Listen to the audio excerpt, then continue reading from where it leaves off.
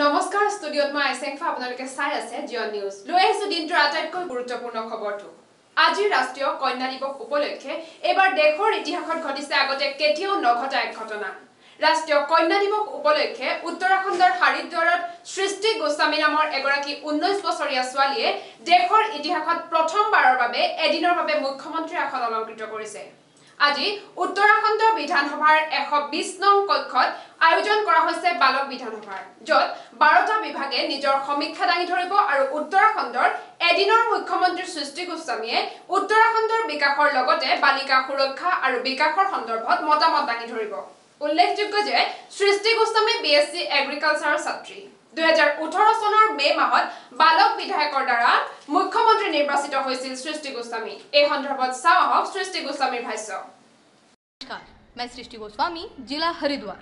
मैं उत्तराखंड बाल विधानसभा की मुख्यमंत्री हूं, जिसका गठन प्लान इंडिया राज्य बाल संरक्षण आयोग व श्री भुवनेश्वरी महिला आश्रम द्वारा किया गया है। मुझे बहुत खुशी है कि मुझे एक दिन के लिए राज्य का मुख्यमंत्री बनने का अवसर बालिका दिवस पर मिला है। मैं इसके लिए उत्तराखंड के मुख्यमंत्री श्री त्रिवेंद्र सिंह रावत जी का हृदय से आभार प्रकट करती हूँ। इस दिन विभिन्न विभाग मेरे सामने अपने कार्यों का प्रस्तुतिकरण करेंगे, जिसके बाद मैं उन्हें अपने सुझाव दूंगी। खासकर बालिकाओं की सुरक्षा से जुड़े हुए सुझाव मैं उनको दूंगी। धन्यवाद।